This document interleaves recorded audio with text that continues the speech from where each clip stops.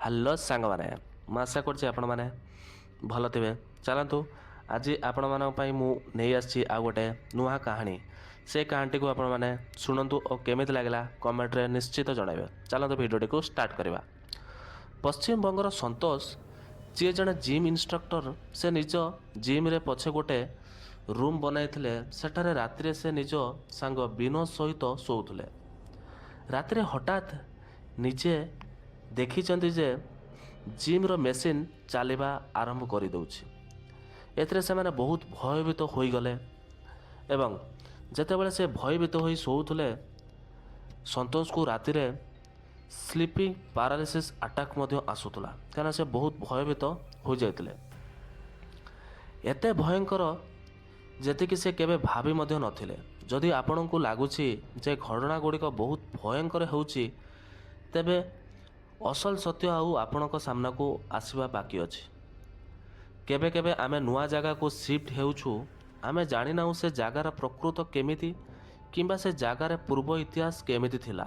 ଏବଂ ଯଦି ଆପଣ ଜାଣିନାହାନ୍ତି, ତେବେ ସେହି ଜାଗା ବିଷୟରେ ଜାଣିନେବା ଉଚିତ। ଏବଂ ମୁଁ ଏହା କାହିଁକି କହୁଛି, ସେଥିରେ ଉତ୍ତର ଆପଣ ଏହି ଇନସିଡେଣ୍ଟ ଭିତରେ ଜାଣିପାରିବେ। ତେବେ ଚାଲନ୍ତୁ ଆରମ୍ଭ କରିବା। ହାଏ ଏବଂ ୱେଲକମ୍ ବ୍ୟାକ୍ ଏଭ୍ରିୱାନ୍। ପ୍ରଥମେ ଆପଣଙ୍କୁ ଧନ୍ୟବାଦ ଯେ ଆପଣମାନେ ଆମ ଭିଡ଼ିଓକୁ ଏତେ ପ୍ରେମ ଦେଉଛନ୍ତି।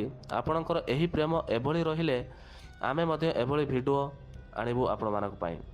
ଯଦି ଭିଡ଼ିଓ ପସନ୍ଦ ଆସେ ତେବେ ଭିଡ଼ିଓକୁ ଲାଇକ୍ କରନ୍ତୁ, ସେୟାର କରନ୍ତୁ ଏବଂ ଭିଡ଼ିଓର କମେଣ୍ଟରେ ନିଜ ସିଟି, ଷ୍ଟେଟ୍ କିମ୍ବା କଣ୍ଟ୍ରିର ନାମ ନିଶ୍ଚୟ ଲେଖନ୍ତୁ, ଯାହା ଆମକୁ ମୋଟିଭେସନ୍ ଦେଇଥାଏ।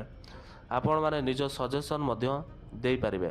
ଯଦି ଚ୍ୟାନେଲକୁ ସବସ୍କ୍ରାଇବ୍ କରିଛନ୍ତି ତେବେ ବେଲ୍ ଆଇକନ୍ ଦବାଇ ଅଲ୍ ଉପରେ କ୍ଲିକ୍ କରିବାକୁ ଭୁଲିବେ ନାହିଁ। ନିଜ ଇନସିଡେଣ୍ଟ କିପରି ସେୟାର କରିବେ ସେ ଭିଡ଼ିଓର ଶେଷରେ ଆପଣଙ୍କୁ ଜାଣିପାରିବେ। ଏବେ ଚାଲନ୍ତୁ ଇନସିଡେଣ୍ଟ ଦିଗକୁ ବଢ଼ିବା। ଆଜିର ଇନସିଡେଣ୍ଟ 2018ର, ଯାହା ଆମ ସହ ସେୟାର କରିଛନ୍ତି ବିନୋଦ ନାମର ଜଣେ ବ୍ୟକ୍ତି। ବିନୋଦ କହୁଛନ୍ତି ଯେ ସେ ପଶ୍ଚିମବଙ୍ଗର ଗୋଟେ ଗାଁର ରହିବାଳାର ସେ ତାଙ୍କ ଘର, କିନ୍ତୁ ତାଙ୍କର ପରିବାର ଫାଇନାନ୍ସିଆଲି ବ୍ୟାକଗ୍ରାଉଣ୍ଡରେ ବହୁତ ଭଲ ଥିଲା। ସେଥିପାଇଁ ପରିବାର ତାକୁ କେବେ ବି କଲେଜରେ ପଢ଼ିବାକୁ ବଞ୍ଚିତ କରିନଥିଲେ। ସେମାନେ ଚାହୁଁଥିଲେ ଯେ ତାଙ୍କ ମେଣ୍ଟାଲିଟି ସହରର ଲୋକମାନଙ୍କ ପରି ହେଉ। ଏହି କାରଣରୁ ସେ ସହରକୁ ପଠାଯାଇଥିଲା ତାଙ୍କୁ ପଢ଼ିବା ପାଇଁ। ବିନୋଦ ନିଜର ପଢ଼ା ସହରରେ ଷ୍ଟାର୍ଟ କରିଥିଲେ। ଏବେ ବିନୋଦ ସେଠାରେ ନିଜ ଗ୍ରାଜୁଏସନ୍ କରୁଛନ୍ତି ଏବଂ ସେଠାରେ ନିଜ ମାଷ୍ଟର ମଧ୍ୟ କରିଛନ୍ତି। କିନ୍ତୁ ଯେତେବେଳେ ସେ ଗ୍ରାଜୁଏସନ୍ ଆରମ୍ଭ କରିଥିଲେ, ତାହାର ପୂର୍ବରୁ ମଧ୍ୟ ସେ ଜିମିଂ ଆରମ୍ଭ କରିଥିଲେ, କାରଣ ତାଙ୍କୁ ଜିମିଂ ବହୁତ ପସନ୍ଦ ଥିଲା। କାରଣ ସେ ବଡି ବିଲ୍ଡିଂରେ ବହୁତ ରୁଚି ରଖୁଥିଲେ। ଏଭଳି ସବୁ କିଛି ଚାଲୁଥିଲା। ଗ୍ରାଜୁଏସନ୍ କରିଥାନ୍ତି, ଗୋଟେ ବର୍ଷର ଗ୍ୟାପ୍ ନେଇଥାନ୍ତି, ତାପରେ ତାଙ୍କର ମାଷ୍ଟର କରିଥାନ୍ତି ଏବଂ ସମସ୍ତ ସମୟ ଜିମିଂରେ ଚାଲୁ ରହୁଥାନ୍ତି। ସେ ନିଜ ବଡି ଉପରେ ବହୁତ ଭଲ କାମ କରିଥିଲେ। ଏହା ସହିତ ସେ ବଡି ସାଇନ୍ସ ଉପରେ ମଧ୍ୟ ରିସର୍ଚ୍ଚ କରୁଥିଲେ, ନିଜେ ପଢ଼ୁଥିଲେ ଏବଂ ସେହି ବିଷୟରେ ଜାଣୁଥିଲେ। ଯେତେବେଳେ ତାଙ୍କର ଗ୍ରାଜୁଏସନ୍ କମ୍ପ୍ଲିଟ୍ ହେଲା, ସେତେବେଳେ ସେ ଏତେ ସ୍କିଲ୍ଡ ହୋଇଯାଇଥିଲେ ଯେ ସେ ନିଜେ ମଧ୍ୟ ଜିମ୍ ଇନ୍ଷ୍ଟ୍ରକ୍ଟର ହୋଇପାରିବେ। ସେ ଜାଣୁଥିଲେ ଯେ ତାଙ୍କର କଲେଜ ଚାରିପାଖରେ କୌଣସି ଭଲ ଜିମ୍ ମଧ୍ୟ ନଥିଲା। ଏହି କାରଣରୁ ସେ ପ୍ଲାନ୍ କଲେ ଯେ ସେ ଜିମ୍ ଇନ୍ଷ୍ଟ୍ରକ୍ଟର ହେବେ ଏବଂ ନିଜର ଜିମ୍ ଖୋଲିବେ। ତାଙ୍କ ପାଖରେ ଜ୍ଞାନ ମଧ୍ୟ ଥିଲା। ପରେ ଫ୍ୟାମିଲି ତାଙ୍କୁ ଫ୍ୟୁଚର ବିଷୟରେ ପଚାରିଲେ। ସେ ସବୁ ଏକ୍ସପ୍ଲେନ୍ କଲେ ଏବଂ କହିଲେ ଯେ ସେ ସହରରେ ଗୋଟିଏ ସପ୍ କିମ୍ବା ଖୋଲା ଜାଗା ରେଣ୍ଟରେ ନେଇ ଜିମ୍ ଖୋଲିବେ। କିନ୍ତୁ ଫ୍ୟାମିଲି କହିଲେ ଯେ ରେଣ୍ଟ ଦେବାକୁ ପଡ଼ିବ ଏବଂ ଟେନସନ୍ ରହିବ। ତାଠାରୁ ଭଲ ହେଉଛି ଯଦି ସହରରେ ଜମି ମିଳେ, ତେବେ ଜମି କିଣି ସେଠି ନିଜେ ଜିମ୍ ବନାଇବା। ଏଥିରେ ଫ୍ୟୁଚରରେ କୌଣସି ପ୍ରୋବ୍ଲେମ୍ ଆସିବ ନାହିଁ। ଏହା ସନ୍ତୋଷକୁ ଠିକ୍ ଲାଗିଲା, କାରଣ ସେ ଜାଣୁଥିଲେ ଯେ ଫ୍ୟାମିଲି ତାଙ୍କ ପାଇଁ ସେଭ୍ କରିଥିଲେ। ଏହିପରି ସେ ପ୍ଲାନ୍ କରି ଜମି ଖୋଜିବା ଆରମ୍ଭ କଲେ। ସେ କହିଲେ 2017 ଶେଷରେ ସେ ଏହା ଆରମ୍ଭ କଲେ ଏବଂ 2018ରେ ଆରମ୍ଭରେ ଜମି ତାଙ୍କୁ ମିଳିଗଲା। ଜାନୁଆରୀର ଫାର୍ଷ୍ଟ ୱିକ୍ରେ ସମସ୍ତ ଫର୍ମାଲିଟିଜ୍ ମଧ୍ୟ ସମ୍ପୂର୍ଣ୍ଣ ହୋଇଗଲା। ଜମି ବଡ଼ ଥିଲା, ସେଠି ଗୋଟେ ବଡ଼ ହଲ୍ ବନାଯାଇପାରିବ ଏବଂ ସେଠି ଗୋଟେ ରେଣ୍ଟ ଆପାର୍ଟମେଣ୍ଟ କିମ୍ବା ନିଜ ପାଇଁ ଘର ମଧ୍ୟ ବନାଯାଇପାରିବ, ଜିତ୍ ବନାଯାଇପାରିବ।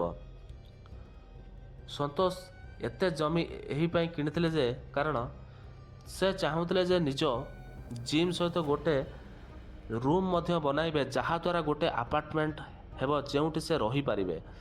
ଯଦି କେବେ କେବେ ଘରକୁ ଯାଇପାରିବେ ନାହିଁ ତ ତେବେ ସେ ରୁମ୍ରେ ରହିଯିବେ। କାରଣ ମୁଁ ଆପଣଙ୍କୁ କହିଥିଲି ଯେ ତାଙ୍କର ଘର ଗାଁରେ ଥିଲା ଏବଂ ସେ ସହରରୁ ବହୁତ ଦୂରରେ ଥିଲେ।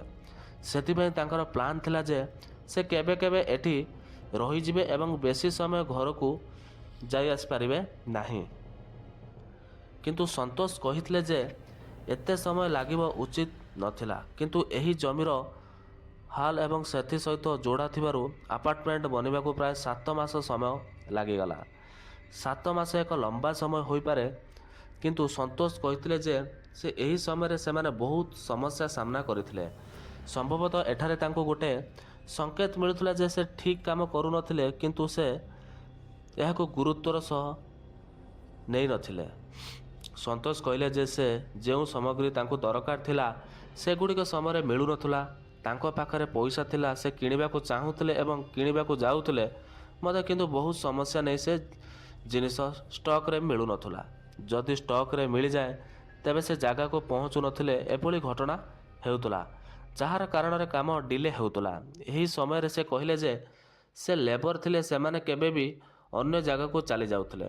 ସେମାନେ ଚାହୁଁଥିଲେ ଯେ ସେମାନେ ସେଠିର ନିୟମିତ କାମ କରନ୍ତୁ, କିନ୍ତୁ ଏମିତି ଲାଗୁଥିଲା ଯେ ସେମାନେ ନିଜ ନିଷ୍ପତ୍ତିରେ ରହୁଥିଲେ ଏବଂ ଅନ୍ୟ କାମ ଧରି ନେଉଥିଲେ। ଏହା ସହିତ ଆଉ ଗୋଟେ କଥା ଥିଲା ଯେ ଯାହାର କାରଣରୁ ସନ୍ତୋଷ ସେମାନଙ୍କୁ ଅଧିକ ଜୋରରେ କରୁନଥିଲେ। ଅସଲରେ ଯେତେବେଳେ ଏହି ଜିମ୍ ଇନଷ୍ଟ୍ରକ୍ସନ୍ ଚାଲୁଥିଲା ସେ ସମୟରେ ବହୁତ ମଜୁର ଆହତ ହେଉଥିଲେ। କାହାର ପାଦ ଉପରେ କିଛି ପଡ଼ିଯାଉଥିଲା ତ କାହା ହାତ ଉପରେ କିଛି ପଡ଼ିଯାଉଥିଲା ଏବଂ କେବେ କେବେ ଲୋକମାନେ ଅସୁସ୍ଥ ମଧ୍ୟ ହୋଇଯାଉଥିଲେ। ମାନେ ସେହି ଜାଗାରେ ଏଭଳି ବହୁତ ସମସ୍ୟା ହେଉଥିଲା। ସେମାନେ ପ୍ରାୟତଃ ସନ୍ତୋଷକୁ କହୁଥିଲେ ଯେ ଏହି ଜାଗା ଜିମ୍ ପାଇଁ ଭଲ ନୁହେଁ। ସେମାନେ ମଧ୍ୟ ଏହା କହିଥିଲେ ଯେ ଆପଣ ପୁନର୍ବାର ଭୂମି ପୂଜନ କରନ୍ତୁ। ଏହା ସହିତ ଯେଉଁ ଠିକାଦାର ଥିଲା ସେ ଗୋଟେ ଏଷ୍ଟିମେଟ୍ ଦେଇଥିଲା ଯେ ଏବଂ କହିଥିଲେ ଯେ ସେ ଅଧିକ ସାମଗ୍ରୀ ରହିଯିବ ଯାହାକୁ ଆଗାମୀର ବ୍ୟବହାର କରିପାରିବେ। କିନ୍ତୁ ସନ୍ତୋଷ କହିଲେ ଯେ କିଛି ମଧ୍ୟ ରହିଲା ନାହିଁ, ବରଂ ସବୁ କିଛି ଶେଷ ହୋଇଗଲା ଏବଂ ସମୟ ମଧ୍ୟ ଅଧିକ ଲାଗିଗଲା। ଏହିସବୁ କାରଣରୁ ଏହା ତିଆରି ହେବାକୁ ପ୍ରାୟ 7 ମାସ ଲାଗିଗଲା। ସନ୍ତୋଷ କହିଲେ ଯେ କେମିତି କରି 7 ମାସ ପରେ ସବୁ କିଛି ତିଆରି ହୋଇଗଲା। ସେ ପୂର୍ବରୁ ହିଁ ଜିମ୍ର ସମସ୍ତ ମେସିନ୍ ଏବଂ ଉପକରଣ ଅର୍ଡ଼ର କରିଥିଲେ। ସେହି ରାତିରେ ସନ୍ତୋଷ ସେଠାରେ ରହିଥିଲେ ଯେ ଯେଉଁ ବେଡରୁମ୍ ସେ ଜିମ୍ ସହିତ ଲଗାଇଥିଲେ ସେଠିରେ, କାରଣ ପରବର୍ତ୍ତୀ ସକାଳେ ମେସିନ୍ ଗୁଡ଼ିକ ଆସିବାକୁ ଥିଲା ଏବଂ ସେଠି କାହାର ଥିବା ଦରକାର ନଥିଲା। ସେ ଭାବିଲେ ଯେ ସକାଳେ ମେସିନ୍ ଆସିଲା ବେଳେ ସେ ଏଠି ହିଁ ରହିବେ। ଏହା ଭାବି ସେ ଶୋଇଗଲେ। କିନ୍ତୁ ସେ କହିଲେ ଯେ ସେହି ରାତିରେ ମଧ୍ୟ ସେ ଅଜଗତିଆ ସଂକେତ ଅନୁଭବ କରୁଥିଲେ। ଯେପରିକି ହଠାତ୍ ତାଙ୍କର ନିଦ ବାରମ୍ବାର ଭାଙ୍ଗି ଯାଉଥିଲା। ସେ ଅନୁଭବ କରୁଥିଲେ ଯେ ତାଙ୍କ ପାଖରେ କେହି ଅଛନ୍ତି କି ସେମିତି ଲାଗୁଥିଲା। ଏକାକୀ ନିଦ ଭାଙ୍ଗିଯିବା ଏବଂ ପୁଣି ନିଦ ଆସିବାକୁ ବହୁତ ସମୟ ଲାଗୁଥିଲା। ସେ ଏହିପରି ଜିନିଷରେ ଅଭ୍ୟସ୍ତ ନଥିଲେ। ସେ କହିଲେ ଯେ ସେ ଏମିତି ଲୋକଙ୍କ ଥିଲେ ଯେ ଯଦି ଏକାଥର ଶୋଇବେ ତ ସକାଳୁ ନିଦ ଭାଙ୍ଗିବ, ରାତିରେ ନିଦ ଭାଙ୍ଗେ ନାହିଁ। ତାଙ୍କୁ ନିଦ ଆସୁନଥିଲା। ସେ ଭାବିଲେ ଯେ ସାୟଦ ଆଗାମୀ ଦିନରେ ଏକ୍ସାଇଟମେଣ୍ଟ ଥିବ, କାରଣ ମେସିନ୍ ଆସିବାକୁ ଥିଲା ଏବଂ ସେଗୁଡ଼ିକ ଲଗାଇବାକୁ ଥିଲା। ଏତେ ବଡ଼ କିଛି କରୁଥିଲେ ଯେ ଏଭଳି ଏକ୍ସାଇଟମେଣ୍ଟ ହେବେ ସ୍ୱାଭାବିକ କଥା। ସେ ଭାବିଲେ ସାୟଦ ଏକ୍ସାଇଟମେଣ୍ଟର କାରଣରୁ ଏହା ହେଉଛି ସେ ଏହି ସବୁକୁ ସାଧାରଣ ଭାବରେ ନେଇଥିଲେ। ନିଦ ଭାଙ୍ଗିବାର କାରଣ ସେ ଆଗରୁ ବୁଝିନଥିଲେ ଏବଂ ଏକ ବିଷୟରେ ସେ ଭାବିଥିଲେ ଯେ କାରଣରୁ ହେଉଛି ଏଭଳି ସେ ନିଦ କରିବାକୁ ଚେଷ୍ଟା କରୁଥିଲେ ଏବଂ ଶେଷରେ ଶୋଇଗଲେ। ପରେ ସକାଳେ ତାଙ୍କର ନିଦ ଭାଙ୍ଗିଲା। ସେ ଗୋଟେ ଜିନିଷ ଧ୍ୟାନ ଦେଲେ ଯେ ସେ ବହୁତ ଥକାରେ ଥିଲେ, ଯେପରିକି ସେ ବହୁତ ୱାର୍କଆଉଟ୍ କରିଥିଲେ କିମ୍ବା ବହୁତ କାମ କରିଥିଲେ। ସେ ଜାଣୁନଥିଲେ ଯେ ତାଙ୍କର ନିଦ ପୁରା ହୋଇନଥିଲା, କିନ୍ତୁ ଏତେ ଥକା ହେବା ସାଧାରଣତଃ କଥା ନୁହେଁ। ତଥାପି କାମ ଥିଲା, ସେଥିପାଇଁ କରିବାକୁ ପଡ଼ିଲା। ଯେତେବେଳେ ସେ ଫୋନ୍ ପାଇଲେ ସେ ମେସିନ୍ ଗୁଡ଼ିକୁ ଜିମ୍ର ବାହାରେ ପହଞ୍ଚିଲେ। ସେ ତୁରନ୍ତ ସେଠାକୁ ଗଲେ। ସେ ଫ୍ରେଶ୍ ହୋଇଥିଲେ, ବ୍ରେକଫାଷ୍ଟ କରିନେଲେ ଏବଂ ତାପରେ ସେ ମେସିନ୍ ଗୁଡ଼ିକ ଅନଲୋଡ଼ିଂ ଏବଂ ସେଟ୍ କରାଇବାରେ ଲାଗିଥିଲେ। ଏହି ଲୋକମାନେ କମ୍ପାନୀ ପକ୍ଷରୁ ଆସିଥିଲେ, ଯେପରିକି ମୁଁ ଆପଣଙ୍କୁ କହିଥିଲି। ସବୁକିଛି ସେଟ୍ କରାଯିବା ପରେ ମେସିନ୍ ଗୁଡ଼ିକ ରଖାଗଲା ଡମ୍ବଲ ୱାର୍କ ଲଗାଯାଇଥିଲା ଏବଂ ସେଥିରେ ଡମ୍ବେଲମାନଙ୍କୁ ମଧ୍ୟ ଫିକ୍ସ କରାଯାଇଥିଲା। ଆଇନ ଇତ୍ୟାଦିର କାମ ପୂର୍ବରୁ ହିଁ ସମାପ୍ତ ହୋଇଯାଇଥିଲା। ମାନେ ସମସ୍ତ ଜିନିଷ ଏବେ ସେଟ୍ରେ ହୋଇଯାଇଥିଲା। ଏବେ କେବଳ ଗୋଟେ କାମ ବାକି ଥିଲା, ସେ ହେଉଛି ଜିମ୍ର ଓପନିଂ। ସେମାନେ ପ୍ଲାନ୍ କରିଥିଲେ ଯେ ଗୋଟେ ଦିନ ପରେ ଜିମ୍ର ଉଦ୍ଘାଟନ ହେବ। ଏହାପରେ ସେ ସବୁ କିଛି ହୋଇଯାଏ ଏବଂ ସମସ୍ତ ସେଟିଂ ମଧ୍ୟ ଭଲ ଭାବେ ହୋଇଯାଏ। ପରବର୍ତ୍ତୀ ଦିନ ଆସିବା ସେ ଆଗାମୀ ଦିନ ପାଇଁ ବହୁତ ଏକ୍ସାଇଟମେଣ୍ଟ ଥିଲେ। ପରିବାରର ସମସ୍ତ ପ୍ରସ୍ତୁତି ହୋଇଯାଇଥିଲା। ଆତ୍ମୀୟମାନଙ୍କୁ ଡକାଯାଇଥିଲା।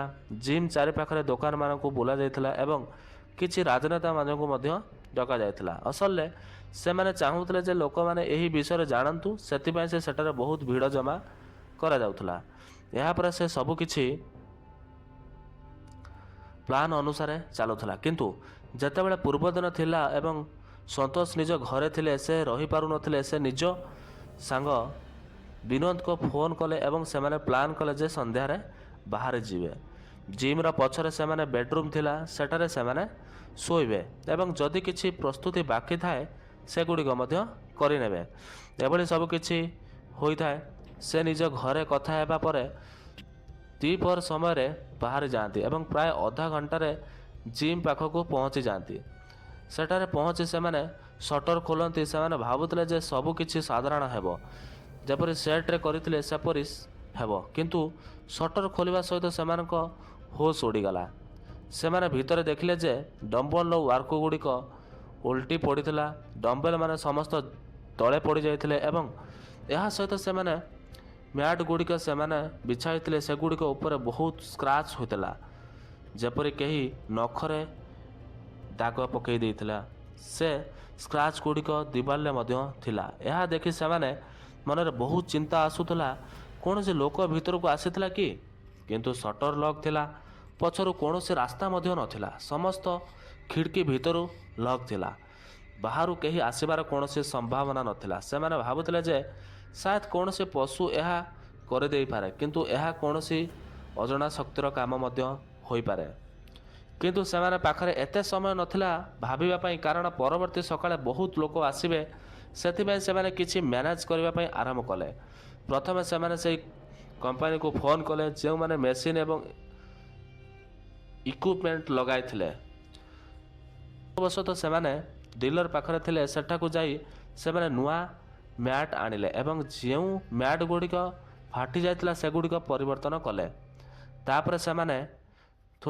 ତାପରେ ସେମାନେ କିଛି ପେମେଣ୍ଟ ରଖୁଥିଲେ। ସେହି ପେମେଣ୍ଟର ଦିବାଲରେ ସ୍କ୍ରାଚ୍ ଗୁଡ଼ିକ ଢାଙ୍କିଦେଲା। ସବୁକିଛି ପୁଣି ପୂର୍ବତ ହୋଇଗଲା। ତାପରେ ସେମାନେ ପ୍ଲାନ୍ କଲେ ଯେ ସେଠାରେ ହିଁ ଡିନର କରି ଶୋଇଯିବେ, କାରଣ ସେଗୁଡ଼ିକ ବହୁତ ଥକି ଯାଇଥିଲେ। ସେମାନେ ବହୁତ ଥକି ଯାଇଥିଲେ। ତାପରେ ପୁଣି ସେହି ଘଟଣା ଆରମ୍ଭ ହେଲା। ଦୁଇ ଜଣଙ୍କର ନିଦ ବାରମ୍ବାର ଭାଙ୍ଗି ଯାଉଥିଲା। ଦୁଇ ଜଣ ଅଶାନ୍ତି ହୋଇ ଏବଂ ଦୁଇ ଜଣ ବହୁତ ଡର ମଧ୍ୟ ଲାଗୁଥିଲା ତାଙ୍କୁ। ଏମିତି ଲାଗୁଥିଲା ଯେ ସେହି ତାଙ୍କୁ ଦେଖୁଛି, କେହି ତାଙ୍କୁ ଅନଉଛି ଓ ତାଙ୍କ ଚାରିପାଖରେ ଆଉ କେହି ଅଛନ୍ତି କି? ଏହିସବୁ ମଧ୍ୟରେ କେବେ କେବେ ଦୁଇ ଜଣଙ୍କ ଏକ ସାଥିରେ ନିଦ ମଧ୍ୟ ଆସୁଥିଲା। କିନ୍ତୁ ଏହା ମଧ୍ୟରେ ସନ୍ତୋଷ କହିଲେ ଯେ ସେ ବିନୋଦ ତାଙ୍କୁ ଉଠାଇ ଦେଉଥିଲେ। ସେମାନେ ଭାବୁଥିଲେ ଯେ କୌଣସି ବିଲେଇ ମଧ୍ୟ ଥାଏ, ସେ ଦେଖାଯିବ। ସେମାନେ ପ୍ରତ୍ୟେକ କୋଣ, ପ୍ରତ୍ୟେକ ଖିଡ଼କି ଏବଂ ସମସ୍ତ ସମ୍ଭାବ୍ୟ ଜାଗା ଯାଞ୍ଚ କଲେ, ଯେଉଁଠାରେ କୌଣସି ପଶୁ ଭିତରକୁ ଆସିପାରିନଥିଲେ। କିନ୍ତୁ କୌଣସି ସମ୍ଭାବନା ମିଳିଲା ନାହିଁ। ଜିମ୍ ଭିତରୁ ଯାଇ ଦେଖିଲେ ମଧ୍ୟ ଏମିତି କିଛି ଲାଗୁନଥିଲା ଯେ କିଛି, କିନ୍ତୁ ମେସିନ୍ ଗୁଡ଼ିକ ବହୁତ ଭାରି ଥିଲା। ତେଣୁ ସେମାନେ ଭାବିଲେ ଯେ ହଲିବା ସମ୍ଭବ ନଥିଲା। ମାନେ କିଛି ତ ଘଟିଥିଲା, କିନ୍ତୁ ଏହା ସବୁ ସନ୍ତୋଷଙ୍କ ଭ୍ରମ ଥିଲା, କିମ୍ବା ଯଦି ସତ୍ୟରେ ଘଟିଥିଲା ତେବେ କିଛି ଅଲୌକିକ ଥିଲା। ତଥାପି ସେମାନେ ଏହାକୁ ଗୁରୁତ୍ୱ ସହ ନେଇନଥିଲେ। ସେମାନେ ପୁଣି ରୁମ୍କୁ ଯାଇ ଶୋଇପଡ଼ିଥିଲେ। କିନ୍ତୁ କିଛି ସମୟ ପରେ ପୁଣି ସନ୍ତୋଷକୁ ନିଦ ଭାଙ୍ଗିଲା। ଏଥିରେ ଘୁମ୍ ବହୁତ ଭୟଙ୍କର ଥିଲା। ସେ କହିଲେ ଯେ ହଠାତ୍ ସେ ଗୋଟେ ଶବ୍ଦ ଶୁଣିଲେ, ଯେପରି ସେ କେହି ଚିତ୍କାର କରିବାକୁ ଚେଷ୍ଟା କରୁଛି, କିନ୍ତୁ ତାଙ୍କର ମୁହଁ ବନ୍ଦ କରାଯାଇଛି। ସେ ଆଖି ଖୋଲିଲେ, ଲାଇଟ୍ ଚାଲୁ କଲେ ଏବଂ ଦେଖିଲେ ଯେ ତାଙ୍କ ସହିତ ଶୋଇଥିବା ବିନୋଦ ଚିତ୍କାର କରିବାକୁ ଚେଷ୍ଟା କରୁଛନ୍ତି। ତାଙ୍କର ସେଠାରେ ବନ୍ଦ ଥିଲା, ହାତ ସେଠାରେ ବନ୍ଦ ଥିଲା, କିନ୍ତୁ ସେ ଭିତରକୁ ବହୁତ ଚେଷ୍ଟା କରୁଥିଲେ। ଏମିତି ଲାଗୁଥିଲା ଯେ ସେ ଉଠିବାକୁ ଚେଷ୍ଟା କରୁଛନ୍ତି, ଚିତ୍କାର କରିବାକୁ ଚେଷ୍ଟା କରୁଛନ୍ତି, କିନ୍ତୁ କିଛି କରିପାରୁନଥିଲେ। ଏହିସବୁ ଦେଖି ସନ୍ତୋଷ ବହୁତ ଡରିଗଲେ। ସେ କଷ୍ଟକର ଭାବେ ବିନୋଦକୁ ସାମ୍ନାକୁ ଅବସ୍ଥାକୁ ଆଣିଲେ ଏବଂ ସେ ପଚାରିଲେ ସେ ତାଙ୍କ ସହ କ'ଣ ହେଲା। ତାପରେ ସନ୍ତୋଷ କହିଲେ ଯେ ଆରମ୍ଭ କଲେ ଯେ ତାଙ୍କୁ ଲାଗୁଥିଲା ସେ ଅନ୍ଧାରରେ ସେ କହୁଥିଲେ ଯେ ମାନେ କହି ତାଙ୍କ ପାଖକୁ ଆସିଛି, ତାଙ୍କ ପାଖ ମୁହଁ ବନ୍ଦ କରିଦେଉଛି ଏବଂ ତାଙ୍କର ଦୁଇ ହାତ ଧରି ରଖୁଛି। ସେ ନ ଉଠି ପାରୁନଥିଲେ, ନ କହିପାରୁନଥିଲେ ଏବଂ ବାସ୍ତବରେ ମଧ୍ୟ ସେ ସେପରି ବ୍ୟବହାର କରୁଥିଲେ। ଏମିତି ଲାଗୁଥିଲା ଯେ ସେ ଚିତ୍କାର କରିବାକୁ ଚେଷ୍ଟା କରୁଛନ୍ତି କିନ୍ତୁ ତାଙ୍କର ପାଟି ଖୋଲୁନଥିଲା। ତାପରେ ସେମାନେ ପୁଣି ଶୋଇବାକୁ ଚେଷ୍ଟା କଲେ କିନ୍ତୁ ଦୁଇ ଜଣଙ୍କ ନିଦ ଆସୁନଥିଲା। ସାୟଦ ଏହି ଜାଗାର ପ୍ରଭାବ ଏମିତି ଥିଲା ଯେ କାରଣ ସନ୍ତୋଷ କହିଲେ ଯେ ଏ ପ୍ରକାର ଘଟଣା ତାଙ୍କ ସହ କେବଳ ସେଠାରେ ଶୋଇବା ବେଳେ ହିଁ ହୋଇଥିଲା।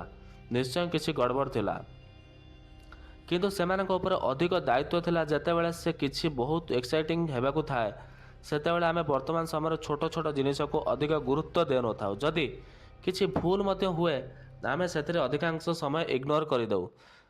ସନ୍ତୋଷ ଏବଂ ବିନୋଦ ମଧ୍ୟ ସେହିପରି କରୁଥିଲେ। ତାପରେ ଧୀରେ ଧୀରେ ଗେଷ୍ଟମାନେ ଆସିବାକୁ ଆରମ୍ଭ କଲେ। ସେମାନେ ଦୁଇ ଜଣ ଫ୍ରେଶ୍ ହୋଇଲେ, ବ୍ରେକଫାଷ୍ଟ କରିଥିଲେ ଏବଂ ଯେପରି ପ୍ଲାନ୍ ଥିଲା ସେହିପରି ସବୁକିଛି ହେଲା। ଓପନିଂ ପାଇଁ ବହୁତ ଲୋକ ଜମା ହେଲେ। ଗୋଟେ ଛୋଟ ଫଙ୍କସନ୍ ମଧ୍ୟ ଜିମ୍ର ହଲ୍ ଭିତରେ ହେଉଥିଲା। କିନ୍ତୁ ସେହି ସମୟରେ ଜିତ୍ ସନ୍ତୋଷ କହିଥିଲେ ଯେ କିଛି ବହୁତ ଭୟଙ୍କର ଏବଂ ଘଟଣା ଘଟିଲା। ଜିମ୍ର ଦୁଇଟି ଆଇନା ନିଜେ ନିଜେ ଭାଙ୍ଗିଗଲେ ଏବଂ ଆଉ ଅଧିକ ଆଶ୍ଚର୍ଯ୍ୟଜନକ ଥିଲା ପ୍ରଥମ ଦିନରେ ଏଭଳି ସଂକେତ ଘଟିଲା। ପରିବାର ମଧ୍ୟ ତାଙ୍କୁ କହିଲେ ଯେ ଏହା ଭଲ ଲକ୍ଷଣ ନୁହେଁ ଏବଂ ଜିମ୍ର ଭିତରେ ଆଉ ଗୋଟେ ହବନ କରିବାକୁ, ଶାନ୍ତି ପୂଜା କରିବାକୁ ପଡ଼ିବ। ଜିତ୍ ସନ୍ତୋଷ ତାଙ୍କ ପରିବାର ଯାହା କହିଲେ ସେହିପରି କଲେ। ପୁଣି ଥରେ ହଲ୍ ଭିତରେ ଶାନ୍ତି ଭବନ ଏବଂ ପୂଜା କରାଗଲା। ସମସ୍ତ ଚାଲିଯିବା ପରେ ପରବର୍ତ୍ତୀ ଦିନକୁ ଜିମ୍ ଚାଲୁ ହେଲା। ସେ କହିଲେ ଯେ ଧୀରେ ଧୀରେ ଲୋକମାନେ ଆସିବା ଆରମ୍ଭ କଲେ। ଯେପରି ସେ ଆଶା କରୁଥିଲେ ସେହିପରି ଆଡ଼ମିସନ୍ ଆରମ୍ଭ ହେଲା ଏବଂ ଧୀରେ ଧୀରେ ସେ ଭାବୁଥିଲେ ଯେ ସବୁ କିଛି ଭଲ ହେବ। କିନ୍ତୁ ଏମିତି କିଛି ହେଲା ଯେ ସନ୍ତୋଷ କହିଲେ ଯେ ପରବର୍ତ୍ତୀ ଗୋଟେ ମାସ ତାଙ୍କ ପାଇଁ ବହୁତ କଷ୍ଟଦାୟକ ଥିଲା। କାରଣ ବହୁତ ଛାତ୍ର ଜିମ୍ ଭିତରେ ଆହତ ହେଉଥିଲେ, ମେସିନ୍ ଗୁଡ଼ିକ ଠିକ୍ ଭାବେ ଲଗାଯାଉଥିଲା ତଥାପି କାହାକୁ ବୁଝିପାରୁନଥିଲେ ସେ ତାଙ୍କ ସହ କ'ଣ ହେଉଛି। ଏହା ସହିତ ଆଉ ବହୁତ କିଛି ଘଟୁଥିଲା। ଜିମ୍ର ଆଇନା ଗୁଡ଼ିକ ନିଜେ ତଳକୁ ପଡ଼ି ଫାଟି ଯାଉଥିଲା। ସେଗୁଡ଼ିକ ଭଲ ଭାବରେ ଫିକ୍ସ କରାଯାଇଥିଲା ତଥାପି ଏମିତି ହେଉଥିଲା।